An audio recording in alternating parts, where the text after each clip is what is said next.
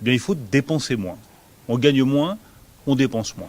Très précisément, nous allons, avec le ministre des Comptes publics, réduire de 10 milliards d'euros les dépenses de l'État. Le gouvernement repart donc à l'attaque contre nos conditions d'existence, parce que les 10 milliards d'économies qu'il a prévues pour cette année et les 20 milliards pour 2025, il veut les prendre dans notre poche. Ce sont les travailleurs, les chômeurs, les retraités, les malades qui vont être frappés. Le ministre de la Santé, par exemple, veut faire des économies sur la prise en charge des affections longue durée et sur les transports en ambulance. Cela ne posera pas de problème aux plus riches qui auront toujours les moyens de payer, mais ça va être catastrophique pour des millions de femmes et d'hommes des classes populaires. Le gouvernement a repris 700 millions sur le budget de l'éducation nationale, au moment même où il y a des mobilisations d'enseignants et de parents d'élèves, notamment en Seine-Saint-Denis, qui montrent la grande misère des établissements scolaires, qui manquent de tout, des moyens matériels et puis aussi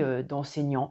Et puis en fait, on peut en dire autant dans les EHPAD, dans les crèches et dans les transports publics. Et puis le gouvernement veut encore et encore s'attaquer aux chômeurs, à la durée d'indemnisation, au montant des indemnités chômage, au moment même où les faillites sont en train d'exploser et où les licenciements montent en flèche. Alors il faut dire, ça suffit. Il faut que l'État dépense moins, et bien que Bruno Le Maire s'adresse à ses amis, à tous ceux qu'il connaît si bien et qui ont vidé les caisses de l'État. Je veux parler des grands actionnaires et du grand patronat qui ont empoché des réductions fiscales, des aides et des subventions à tout va ces dernières années. Alors non, les travailleurs n'ont pas à payer pour des dépenses, un déficit et des dettes qui ont été faites au profit des capitalistes et des plus riches. De l'argent, il y en a dans cette société. La grande bourgeoisie vole de record en record, record de profits, record de dividendes, record de cours boursiers pour les grands actionnaires.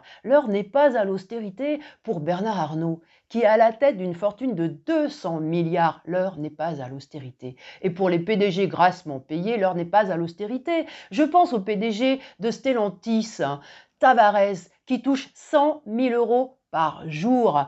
Alors, pour eux, pour ce monde-là des riches, non, l'heure n'est pas à l'austérité. Alors nous, les travailleurs, qui faisons tout dans cette société, nous n'avons pas à faire de nouveaux sacrifices. Dénonçons cette politique et ce système capitaliste où il n'y a jamais d'argent pour les salaires, pour les embauches, pour les conditions de travail, pour les hôpitaux, pour les écoles, mais où il y en a toujours et toujours pour une poignée de privilégiés, pour les spéculateurs, pour les marchands de canons et pour les guerres. De nouvelles privations, voilà l'avenir que nous réservent les dirigeants du monde capitaliste. Eh bien, ce n'est pas une fatalité. Le monde du travail peut s'y opposer s'il repart au combat pour défendre ses intérêts avec la conscience qu'il faut changer toute la société.